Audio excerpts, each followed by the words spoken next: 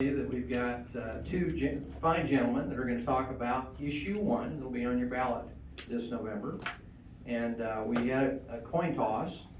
And so the first person up speaking in favor of issue one will be Saline County Judge Jeff Arey. Jeff? Thanks, Steve. I appreciate that. I'm going to jump right in because I have 10 minutes and you're the timer, right? No, I'm going to let him. I've been volunteering. Perfect. Guys, for decades, really, the Arkansas Highway Department, as well as counties and cities across the state, have not had adequate funding that is needed to keep up with the demand for maintenance of state highways, county roads, and city streets. And why is that? Well, really, the big reason is most of our funding is tied to a flat tax on fuel. Now, we all know that car manufacturers in the country, their goal for years has been to produce vehicles that use less consumption of fuel. So what has resulted in that is we have more vehicles on our roads using less fuel, keeping our revenue flat, while our costs for maintenance and construction of roads goes up. For example, in the early 2000s, it cost about $50,000 a mile to do an asphalt overlay on a road. Today, it's almost triple at $140,000 for that same mile of road. So we need a long-term revenue source to keep up with the maintenance and improvement of roads, whether they're highways, state, county roads, city streets, and bridges.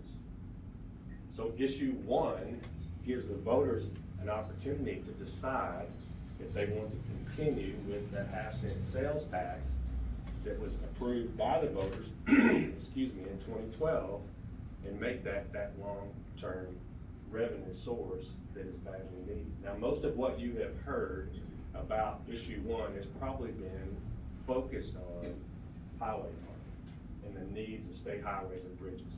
Certainly very vital, certainly very important, but counties and cities are impacted by issue one as well.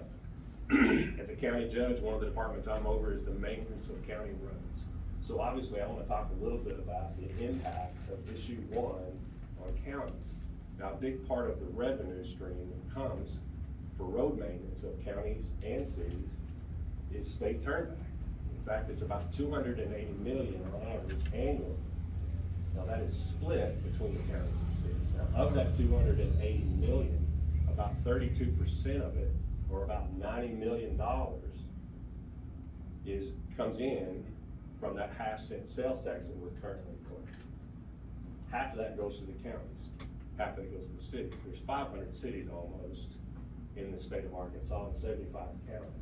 Those 75 counties are responsible for maintaining over 50,000 miles of road collectively.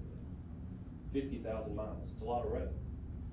Not only that, but we're also responsible for county bridges. There's over 4,300 of them. And of those 4,300 bridges, a little over 800 of them are right now functionally obsolete. About 360 of them are structurally deficient. Another fact you should know is that 12% of the county bridges in the state of Arkansas are weight restricted, less than a loaded school bus. Just let that soak in. 12% of the county bridges are weight restricted at less than a loaded school bus. Now, what's the cost to replace those functionally obsolete and structurally deficient bridges? Over $500 million. So what's happening in Saline County right here?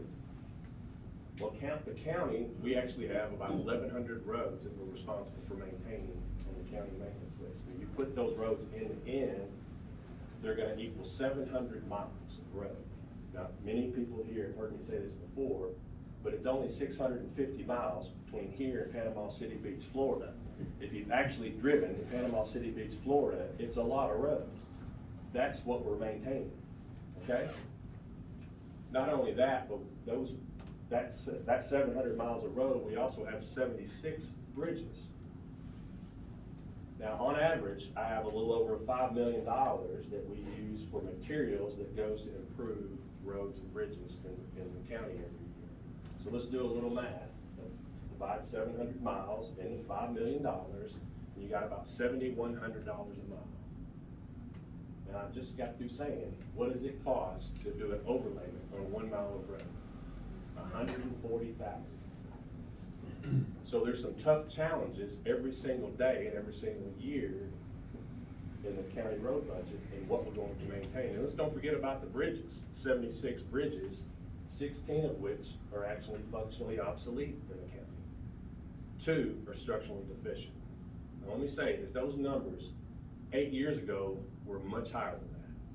And so we have made great improvement with both the roads and those bridges. Almost 100 miles of road has been paved in those 8 years. So what's gonna happen if issue 1 fails? If issue 1 fails, then the county road budget in Saline County will be cut nearly 30%, because that half-cent money that's being collected the last 8 years is in there right now. 30% are nearly $1.1 million, actually a little over $1.1 million. So it's gonna make a challenging budget even more challenging. And county local road dollars are not gonna be the only ones affected. Cities will be too. City of Benton, about $700,000 a year out of their budget. City of Bryant, $400,000. My hometown, small town of Haskell, $100,000 out of their road budget. Altogether, between all the cities and the county collectively for Saline County, $2.5 million annually would be cut out of local road funding. I can't tell you, I can tell you, that'll make a significant impact negatively going into the future in our local road system. So it's not just highways and highway funding that we're talking about. We're talking about local funding that comes to fix the roads and bridges that we all depend on every single day. Now, I realize what we're talking about is a sales tax. And I've heard some questions with regard to why does it have to be a constitutional amendment? Well, in 2012, it was a constitutional amendment that was passed. The only way that the legislature to refer something to the people, which they thought was extremely important, that the people should make the choice in deciding whether they want this long-term funding or not, was refer it to a constitutional amendment to the people of Arkansas. It's the only way that the legislature can do it. So that's one. Why does it not have a sunset? Very good question. Why does it not have a sunset? Because we were looking for a long-term revenue source to fix roads and bridges in the state of Arkansas. That's the key, long-term revenue source. Let's face it, maintenance on roads and bridges is never gonna end. It's not gonna sunset. The need for improvement of roads and bridges is never gonna end or sunset. But the demand by the public to have good roads and safe bridges, it should never sunset either. You should always want good roads and safe bridges. So we need a long-term funding source. And it's up to the people of Arkansas and the people in this room and outside to decide whether this is it or not. I don't know of another more important public infrastructure than we have than roads and bridges. It's what we depend on every day to get our kids back and forth to school, to get ourselves to work, to go to the market. It's what drives our economy. It's what brings jobs and economic development to our state. And it's our responsibility, certainly it's my responsibility here in Saline County, to maintain those roads and bridges. It's important to Saline County, and it's certainly important to the state of Arkansas. Thank you guys very much. Arey, round of applause. Okay, and the guy that won the coin toss and decided to go second is the State Director of Americans for Prosperity. Let's give a warm Saline County welcome to Ryan Norris. Ryan? Thank you for having me again. Thank you, Judge, for your comments. Yes, roads are significant and important to the state of Arkansas. We are not arguing for bad roads. We're not arguing for fair roads. We want good roads. But we also have to look at the mathematics, and we also have to look at the principle of this issue. So firstly, there's the constitutionality of it, that it technically did not have to go into a constitutional amendment. What it is that if your elected officials would have gone another route and voted straight up in a simple majority to continue a sales tax outside of the Constitution, that probably would not have played well in politics. How many of you would have voted for someone who increased your sales taxes after one was promised to have sunsetted? Probably you would have had struggle thinking about that. So it's the politically safe way to say that we're going to refer it to the people, but then we're going to make you feel very bad about voting against it. And that's what we have here, is that in the subtext, and not in the subtext of these comments here, but in the subtext is, we have bad roads, it's all your fault, you haven't paid enough money. And if you vote against issue 1, even though it may be in your best interest for you and your family to keep that promised tax money in your pocket, then you have to question yourself as a citizen of Arkansas. I don't believe that that's the proper choice. When looking again at this as a permanent tax, it's a regressive tax. It's supposed to have sunsetted in 2010. And yes, there will always be road issues. In 2012, we had road issues, that's why it was passed. But I have yet to find the elected official who said, I prepared for the 11th year. I set up my county, my city, or my state in such a way that I had the answer, knowing it was going to sunset, that I was going to be prepared for that. In fact, in a meeting in Maumelle, Scott Bennett was asked, what's plan B if issue 1 fails? And Scott said, we have no plan B. Does that sound like someone who, when they pushed for it in 2012, was giving you the real deal? No, it is really not. And the issue, again, is that this was supposed to have sunset. We already have the second highest combined state and local sales tax in the nation. Let that sink in. We're a poor state with 16.2% of our citizens, almost 1 in every 5 you walk by, who cannot afford basic necessities. And this amount of this tax, though many will say it's very little per family per month, could equal another week's worth of groceries for a family. And again, it's not completely being lost, because even when they spend this money that they would save by this tax going from 6.5 to 6%, pardon me, my throat's a little dry, it would be spent in local communities. It would support local jobs. It would support local tax bases if spent locally. And again, that will be economic development. Not just taking it from your pockets and saying, we want economic development to be over here, but not over here, but it allows you greater choice as citizens. And even outside of the combined sales tax, our state sales tax is 9th highest in the nation. 9th highest. And again, we're a poor state.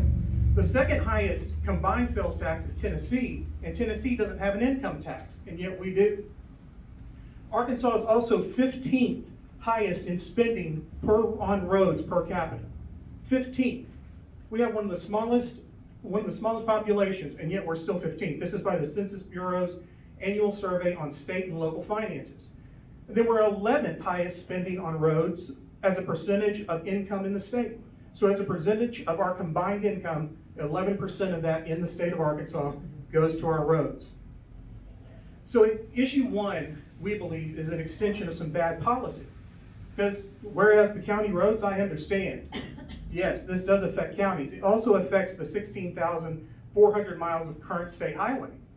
And when they're being said that we don't have enough money now, and we have 16,400 miles, RDOT is currently planning to build another 1,700 miles on top of the 1,600 miles. As a taxpayer, it's not only an albatross around our neck, it's an albatross that is continually being fed to become larger. And this needs to be addressed. Additionally, RDOT, you want to understand why some of our roads are so bad? In the Guidehouse report that all elected officials in here should know and have read, only $190 million of a $2.6 billion total budget was used for maintenance. Less than 10% of their budget has been put forward to maintenance your roads. The question is, where has that money been going? What projects has it been going to? Because what I'm hearing now is it obviously hasn't been here in Saline County. So you need to take a look at that. It rewards a bureaucracy that is under audit. RDOT is currently being audited by our elected officials to determine where the inefficiencies have been. And just in the preliminary report, they have found between 21 to $35 million of waste and inefficiency just in the preliminary report. That right there could be money used to go towards roads and to even go towards the county roads. In fact, there are other ways of funding our roads, and maybe it's time to look at the turnback funds. Maybe the turnback funds need to be 50-50 and not this 64-33 percentage. Because I think I would trust my county judge, who I can see and talk to on a day-to-day basis, than I would a bureaucracy that doesn't answer to my governor nor to my elected officials, really. And that's what my position is that before we give another dime that gives our Arkansas Department of Transportation more money, we need to consider, do we trust them with it? Because the auditors already found out that they don't. And when you look at the subcommittee, transportation subcommittee of August 16th, watch Director Tudor, who pressed up against having a grading system for contractors. Senator Dismay, Senator Hendren grilled her very, very well, and still she wouldn't commit to the idea of changing up the current system that rewards contractors for low bids and not quality work. So before we get all this money again as citizens, before we lose the chance to ever have the ability to hold them accountable again, we need to ask our elected officials to make sure these reforms are taken care of. We still have 2.5 years, pardon me again, throat's getting dry.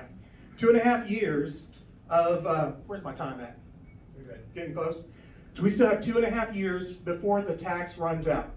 We have an opportunity during that time to really look at turnback funds and maybe get better equity for the counties and the cities. And we also have abilities to make sure that the money going to RDOT is spent efficiently and effectively. And so with that, I conclude. Give Ryan a round of applause. We do have just a couple of minutes. We do have a little more business to conduct after we finish with this segment of the forum. Does anyone have a question that they'd like to ask of both of? Yes. Yeah, I mean, I'm just a guest, but this is why I came down here. And Judge, I understand you've got a heck of a job to do. In fact, I'm friends with Buddy Ernest in Lincoln County, and he's expressed his concerns, and I agree 100%. Our roads are in horrible condition. But I forget your name again? Ryan, I agree with you 100%. Your last point is what I'm concerned about, is there is little to no oversight with this money.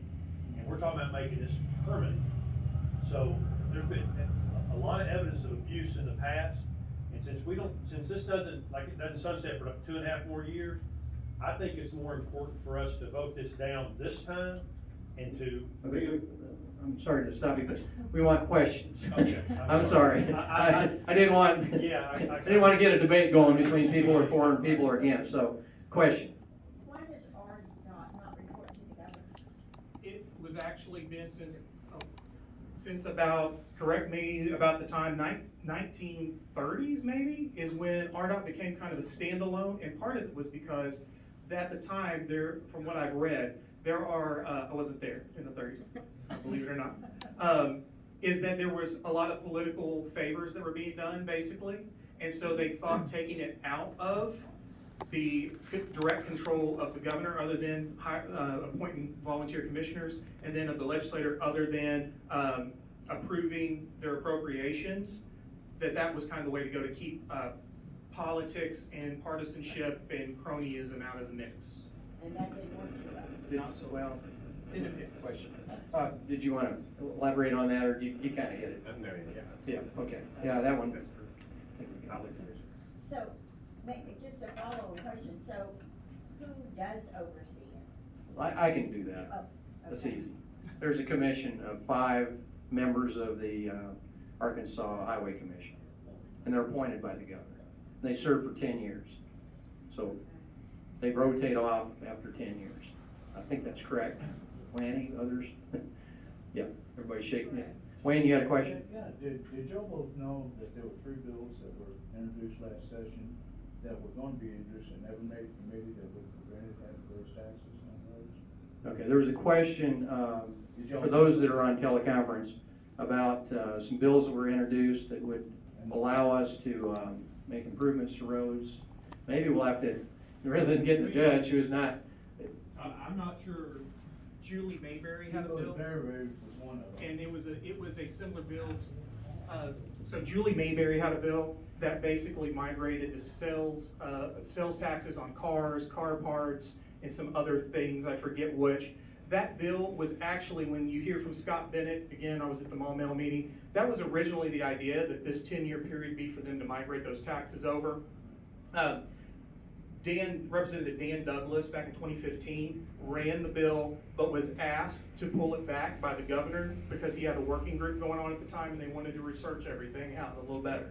But Julie ran it, but it doesn't get as much popular support because when you can ask the people to vote for it one time and it become permanent, it's much better than have to deal with the fluctuations of coming back, and then sales tax can sometimes be up and down. okay, one more question. Oh, I just go gonna ahead. comment to that. There's been numerous proposals for years and years. In fact, the last two governors both have appointed blue ribbon commissions to come up with a long-term funding source.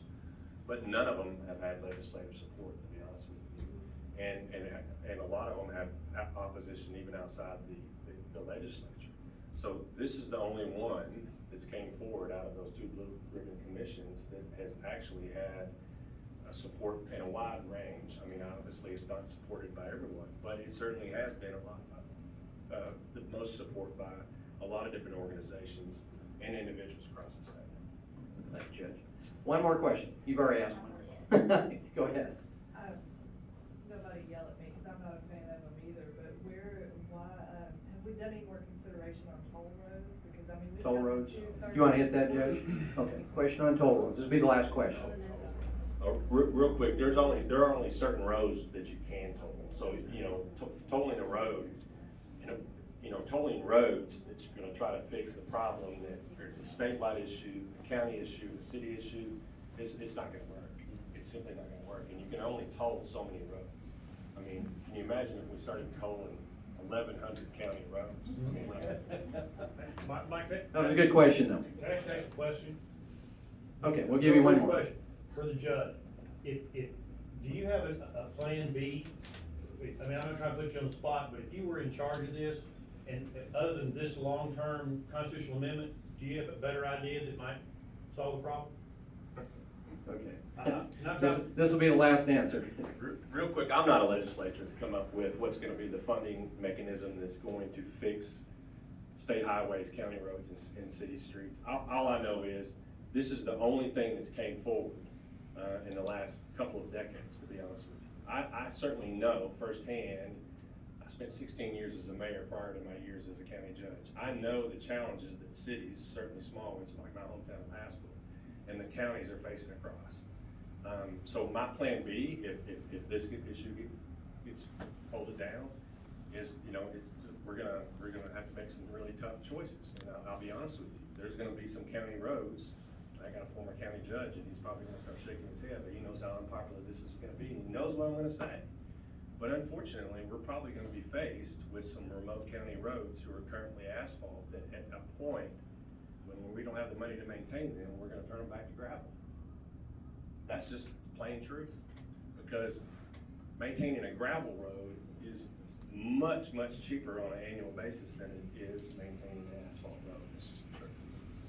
I think Ryan wanted to say a few words about that. Correct me if I'm wrong, the sales tax according to DFA in Saline County, for the county tax, is 0.375. So, is that correct? So that's less than 0.5%. So you could vote down issue 1, have your judge put forward a bill that's less than 0.5%, and save yourself some money, and also dedicate that amount of money to the roads. Regarding tolls, there are roads, there's talk right now by the Trump administration, or has been, and also even in the Obama administration, about taking the certain roads that you can't just go and make every road a toll road. It does have federal oversight, particularly on interstates, but they are talking about maybe loosening those up to where they could add a lane for tolls. Let's give them both a round of applause. Really appreciate it. Whichever way you vote on issue 1, just make sure you vote. Okay.